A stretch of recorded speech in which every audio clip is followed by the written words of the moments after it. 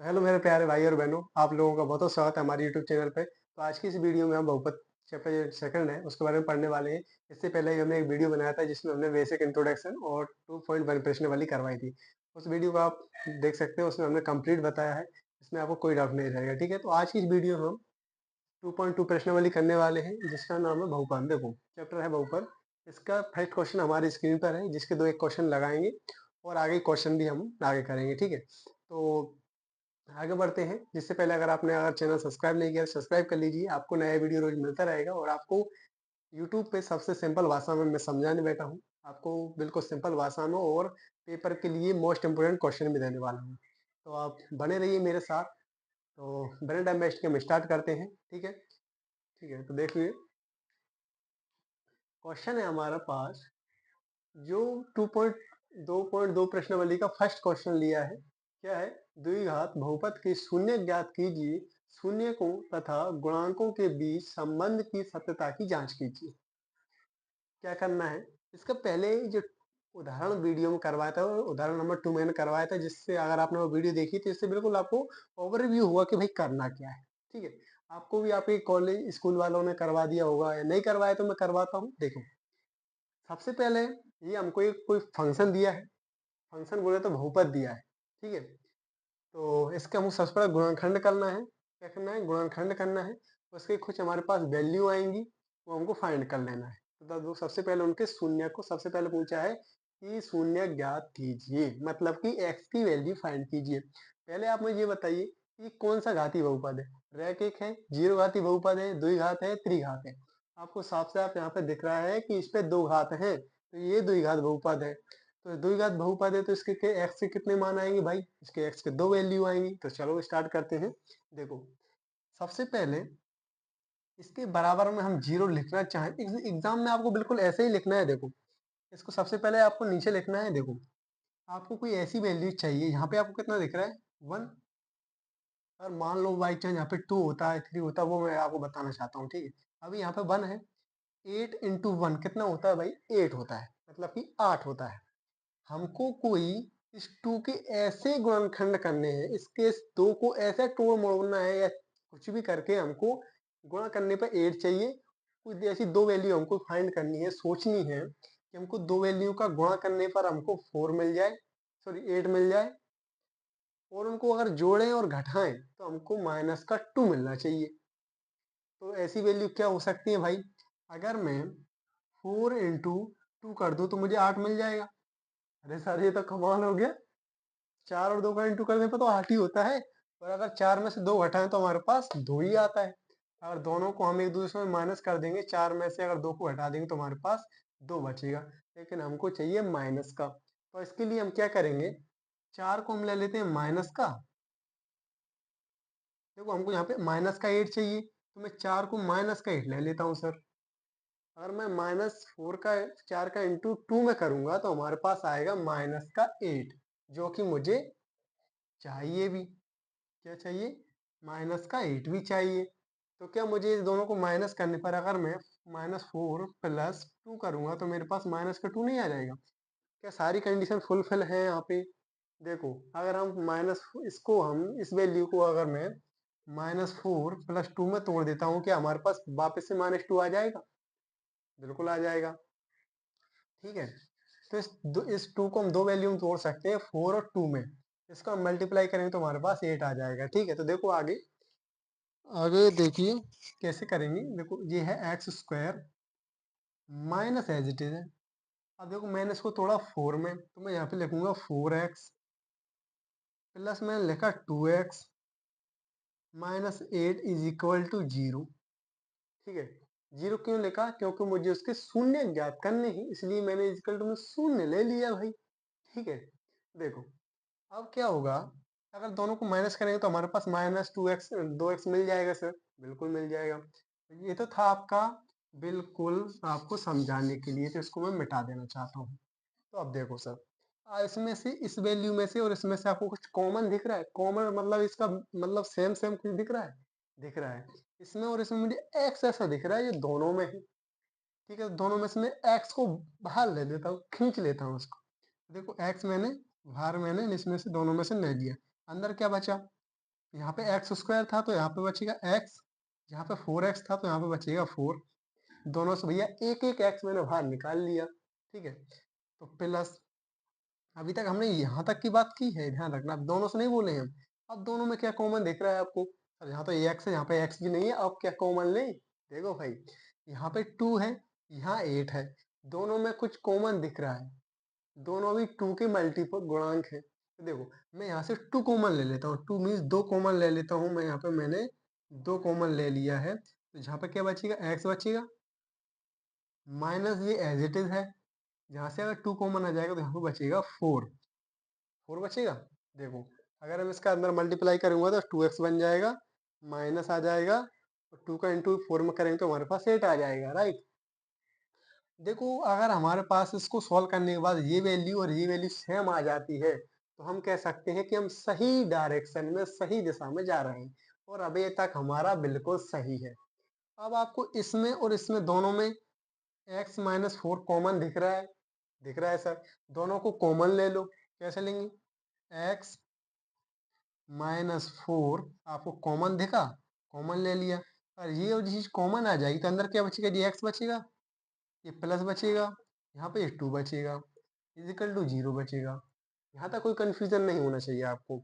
अब देखो, इस वैल्यू को मैं 0 के इक्वल करूंगा, इसको भी 0 के इक्वल करूंगा। तो देखो, अगर मैं x माइनस 4 इजिकल टू 0 करूंगा, और या x प्लस 2 इजिकल टू 0 करूंगा, तो मुझे यहाँ से x की वैल्यू मिलेगी 4, और यहाँ से मिलेगी x इजिकल टू माइनस का 2। मुझे दो आंसर यहाँ पे मिले हैं, दो शून्यक मुझे यहाँ पे मिले हैं, x equal to 4, x equal to minus 2। दो शून्यक मुझे यहाँ पे प्राप्त हुए हैं। अब देखो आगे की प्रोसेस। मेरा क्वेश्चन दो द्विघात बहुपद के शून्य ज्ञात कीजिए, यहाँ तक सर कंप्लीट हो गया। अब आगे क्या पूछा है? ये क्वेश्चन आपको 5 मार्क्स में आएगा, तो अच्छे से करिएगा। अब पूछा है शून्य कोण तथा गुणांकों के बीच संबंध की सत्यता की जांच कीजिए, ठीक है। देखो कैसे करते हैं। इसको सबसे पहले एक डंडा नीचे खींच दो, इसके बाद देखो क्या करेंगे हम। अब देखो, इसको मान लेते हैं, मान चलो अल्फा मान लेते हैं, इसको मान लेते हैं हम बीटा। इसमें योगफलों का गुणनखंड का फॉर्मूला लगेगा और योगफल वाला फॉर्मूला लगेगा, ठीक है। तो देखो, मैं लिखता हूं मूलों का योगफल। क्या होता है मूलों का योगफल? मूल मतलब कि हमारे पास ये दो वैल्यू आई, अल्फा और बीटा, दोनों का योगफल, अल्फा प्लस बीटा, दोनों का योगफल, है ना। अब देखो, इनका आंसर क्या होता है? Minus B upon A. इसका फॉर्मूला होता है मूलों का योगफल के योग का फॉर्मूला होता है alpha plus beta is equal to minus B upon A. इसका फॉर्मूला होता है। तो देखो, ये फॉर्मूला होता है, आपको ज्यादा दिक्कत वाली बात नहीं, आप याद कर लीजिए। मूल का योगफल का फॉर्मूला होता है alpha plus beta is equal to minus B upon A, ठीक है। तो देखो, अल्फा प्लस बीटा दोनों को हम ऐड करते हैं। अल्फा का वैल्यू कितना है? 4, तो मैं यहाँ पर रख दूंगा 4, और इस बीटा का वैल्यू है -2, तो यहाँ पर मैंने रख दिया प्लस माइनस का 2 कोष्टक, और ये बड़ा वाला कोष्टक बाहर, इजिकल टू, अब बी का वैल्यू और ए का चीज है सर। देखो, फंक्शन का एक फॉर्मेट होता है कि A x square B x plus C is equal to 0, ये फंक्शन का फॉर्मूला होता है। मतलब बेसिक टर्म ये होती है फंक्शन की। तो यहाँ से इसकी और इस फंक्शन की कंपेयर हम करेंगे, तो x का जो भी गुणांक है, मतलब जो भी उसके मल्टीपल में है, उसका वैल्यू क्या है हमारे पास? 1 है। तो मैं यहाँ पे देखो, यहाँ पर मैं लिख देता हूँ कि a का जो वैल्यू है मेरे पास 1 है। यहाँ से हम देखें तो b का वैल्यू मुझे यहाँ पे दिख रहा है माइनस का 2, और c का वैल्यू यहाँ पे है मेरे पास माइनस का 8। ये पास मेरे पास ए बी सी के वैल्यू हैं, इन वैल्यू को हम यहाँ पे रखेंगे। तो देखो, अल्फा बीटा की वैल्यू हमने रख दी है पहले से। अब बी का वैल्यू यहाँ पे माइनस का पहले से है, और बी का वैल्यू मुझे माइनस का 2 इसमें दिया था, तो मैं इसमें माइनस का 2 रख दूंगा, और ए का वैल्यू मेरे पास है 1, तो मैं 1 यहाँ पे कर दूंगा, इजिकल टू, इन दोनों को हम करेंगे तो यहाँ पे आएगा 2, 4, अच्छे से करते हैं, 4, इस माइनस का प्लस में इंटू करेंगे तो हमारे पास आएगा -2, माइनस माइनस हो जाएगा प्लस अपॉन 1 रहेगा, तो उसमें कोई फर्क नहीं पड़ेगा। देखो यहाँ से 4 में से 2 जाएगा तो 2 बचेगा इज इक्वल टू 2। ये हमारे पास मूलकों का योगफल तो सिद्ध हो गया। तो ये चीज हमारे पास बराबर आ गई है ना। आगे देखते हैं, मूलकों का गुणनखंड भी हम करते हैं, मूलकों का गुणनफल भी करते हैं। मूलों का गुणनफल क्या होता है? मूलों का गुणन, मूल क्या है हमारे पास? अल्फा बीटा, डॉट मतलब कि इनका इनटू, ठीक है, इजिकल टू जो होता है सी अपॉन ए। योगफल के लिए ये वाला फॉर्मूला है और गुणनफल के लिए ये वाला फॉर्मूला है हमारे पास, है ना। तो देखो, इसमें भी अल्फा का बीटा, अल्फा और बीटा का वैल्यू हम वही रखेंगे। अल्फा का वैल्यू क्या है मेरे पास? 4, तो मैं यहाँ पर रख दिया 4। बीटा का वैल्यू मेरे पास है -2, -2 मैंने रख दिया। इज इक्वल टू सी का वैल्यू मेरे पास है -8, तो मैंने रख दिया सी का वैल्यू -8। ए का वैल्यू वही 1 है तो मैं वही 1 रखूंगा। अब इन दोनों का मल्टीप्लाई करेंगे तो हो जाएगा -8 इज इक्वल टू -8। ये दोनों वैल्यू बराबर आ गई हैं। तो हमसे क्या पूछा था कि द्विघात बहुपद के शून्य ज्ञात कीजिए और शून्य को तथा गुणनफल के बीच संबंध की सत्यता की जांच कीजिए। तो देखो, हमने सबसे पहले इसके शून्य फाइंड कर लिए, मतलब ज्ञात कर लिए, फिर उसका मूलकों का योगफल और उसका गुणनफल दोनों ही निकाल लिए, इससे इसकी सत्यता की जांच भी हो गई है। तो इस ऐसे क्वेश्चन में इसी प्रकार हम करते हैं। एक दो क्वेश्चन हम और करते हैं जिससे आपको और क्लैरिटी आएगी, ठीक है। देखो आगे क्वेश्चन हम लिखते हैं। आगे क्वेश्चन देखो मैं करता हूँ, है ना। इसको आप साथ के साथ आप अगर नोट करते जाएंगे तो आपको प्रॉब्लम नहीं आएगी, है ना। और अगर आपने अभी तक यूट्यूब चैनल सब्सक्राइब नहीं किया है तो सब्सक्राइब कर लें, क्योंकि मैं आपको हर रोज एक वीडियो लेकर आऊंगा और आपको पूरा कंसेप्ट के साथ उसमें पढ़ाने वाला हूँ, ठीक है। तो नेक्स्ट क्वेश्चन जो है, जब तक 1 मिनट आप वेट करिए।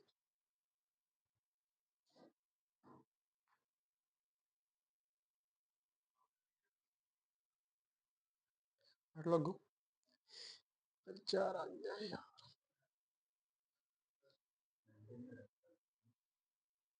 तो देखो नेक्स्ट जो क्वेश्चन है हमारा, मैं क्वेश्चन लिखता हूँ ना।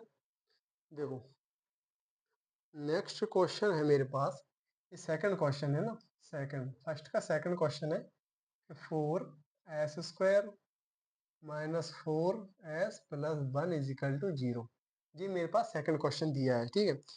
तो देखो यहाँ पे x दिया था पहले, अब हमको दे दिया यहाँ पे s। आपको कोई फर्क पड़ता है क्या? x हो, y हो, z हो, कोई फर्क नहीं पड़ता है, क्योंकि आप हो इसके लायक। कुछ भी आपको दे दो, आप कर सकते हो, मुझे ऐसी उम्मीद है। देखो आगे मैं करके आपको दिखाता हूँ। यहाँ भी वही करना है हमको, कुछ ऐसी वैल्यू हमको सोचना है इसका। अब देखो यहाँ पे हमको कुछ मल्टीपल में दे दिया है, यहाँ पे 1 दिया है, इन दोनों का मल्टीप्लाई करेंगे इन दोनों का तो हमारे पास वैल्यू आएगा 4। अब हमको कोई ऐसी वैल्यू सोचना है जो इंटू करने पर 4 आ जाए, प्लस माइनस करने पर हमारे पास माइनस का 4 आ जाए, ठीक है। तो देखो क्या हो सकती है वैल्यू। एक तो है कि 4 × 1 कर दे तो हमारे पास 4 आ जाएगा, लेकिन क्या 4 और मतलब 4 और 1 को माइनस करेंगे तो हमारे पास -4 आएगा? नहीं सर, ऐसा नहीं हो सकता। तो ये तो हमारे पास कैंसिल हो गया। कि इसका उल्टा सत्य है सर, 1 × 4 करेंगे ये हो जाएगा। ये भी क्या बात कर रहे हैं सर। आगे देखो, अगर मैं -2 × 2 कर दूं तो क्या मेरे पास माइनस का 4 आ जाएगा? लेकिन मुझे तो चाहिए प्लस का 4, तो मुझे इस 2 को भी माइनस का लेना पड़ेगा, तो ये मेरे पास बन जाएगा प्लस का 4। तो ये दोनों काम किए सर, इन दोनों को हम आगे करते हैं। अगर हम दोनों को अगर प्लस भी करेंगे ना तो हमारे पास आएगा -4, जो कि हमको यहाँ पे चाहिए भी, और गुणा करने पर हमारे पास 4 आ रहा है, ठीक है। तो आगे देखो, मैं यहाँ पे -2 लेता हूँ, तो यहाँ पे देखो हमारे पास वैल्यू क्या बनेगी। यहाँ पे होगा 4s² -2s -2s+1 = 0।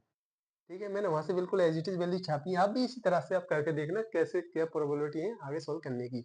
अगर दोनों को हम ऐड करेंगे, मतलब माइनस माइनस ऐड ही होते हैं, तो दोनों को ऐड करेंगे तो माइनस हमारे पास 4 आएगा।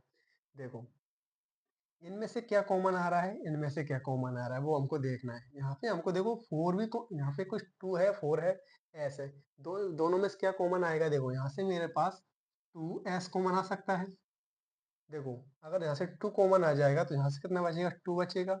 एक एस, दोनों पास एक एस एस थे, तो एक एस यहाँ से मैंने ले लिया तो यहाँ पे बचा एक एस। माइनस यहाँ से 2s भी निकाल लिए तो यहाँ से बचेगा 1 कोष्टक। यहाँ से मैं -1 बाहर ले लेता हूँ, ठीक है। -1 लूँगा तो यहाँ पे 1 बचेगा, मतलब इसमें से कुछ ऐसी वैल्यू नहीं है कॉमन आ जाए, इसलिए मैं -1 मान लेता हूँ, ठीक है। तो अंदर क्या बचेगा, 2s माइनस 1।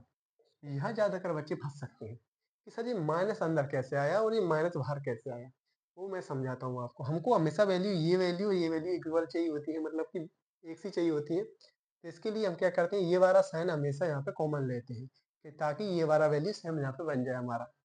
इसको हमने कॉमन लिया, अगर आप सोचे इसका अगर मल्टीप्लाई कर दूंगा तो ये -2x हो जाएगा, ये -2x है। माइनस का इंटू माइनस में करूंगा तो माइनस माइनस प्लस हो जाएगा, जो कि प्लस ऑलरेडी है। तो इसमें घबराने वाली बात नहीं है, ऐसे ही आप तोड़ के आपको कर सकते हैं। तो देखो आगे कैसे करेंगे, यहाँ पे ये और ये दोनों कॉमन है तो दोनों को बाहर निकाल देंगे। तो 2s माइनस 1 बचेगा क्या हमारे पास, ये वैल्यू 2s माइनस 1, यही हमारे पास बचेगा। अब दोनों को हम जीरो को इक्वल कर देंगे तो हमारे पास शून्य निकल आएंगे। तो क्या हुआ देखो, 2s माइनस 1 इजिकल टू 0, या क्या होगा, या 2s माइनस 1 इजिकल टू 0। आप अगर देख रहे होंगे तो दोनों ही वैल्यू यहाँ पे सेम दिख रही है ना। तो देखो s इजिकल टू माइनस, ये हो जाएगा क्या हो जाएगा, प्लस हो जाएगा, +1 हो जाएगा। इसमें क्या होगा, 2s इजिकल टू 1, ये ऐसे कंफ्यूजन मत होना है ना, ऐसे भी। अब देखो s अगर ये 2 है, इसके बटे में जाएगा तो क्या बन जाएगा, 1/2 बन जाएगा। ऐसे ही यहाँ पे s इसकी वैल्यू के लिए 1/2 बन जाएगी। ये कि s की वैल्यू आ गई, ये कि ये वैल्यू इसकी आ गई, दोनों ही वैल्यू सेम है ना, दोनों ही वैल्यू सेम आ गई हैं। आगे देखिए, आगे हम इसको कंटिन्यू करते हैं। सबसे पहले इसको मिटाएंगे, है ना।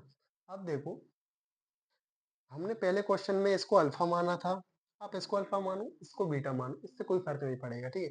इसको मैंने अल्फा मान लिया, इसको मैंने बीटा मान लिया। अब हमको क्या करना है, मूलकों का योगफल और सतताई जांच करनी है। वो कैसे करेंगे, देखो वापस से हम करेंगे यहाँ पे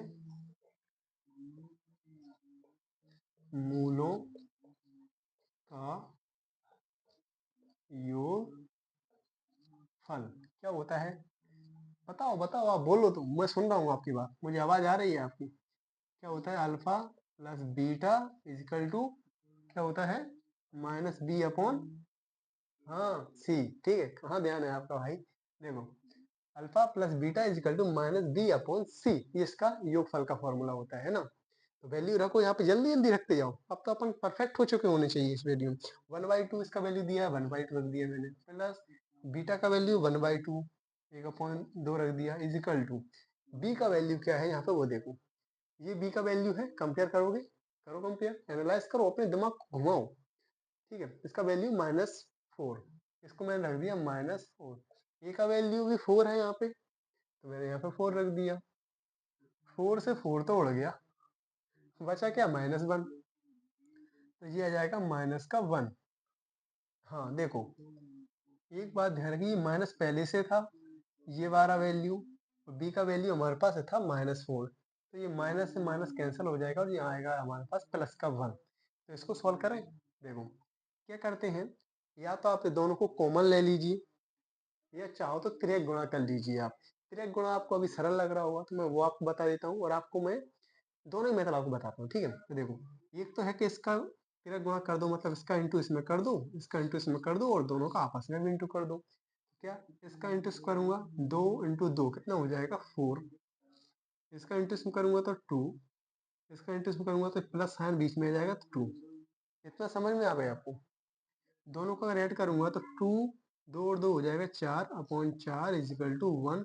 1 से 4 कटेगा तो 1 इजिकल टू 1। सर आप कह रहे थे कॉमन विधि बताइए, तो वो भी देख लीजिए। दोनों में कॉमन है, नीचे 2 ले लिया।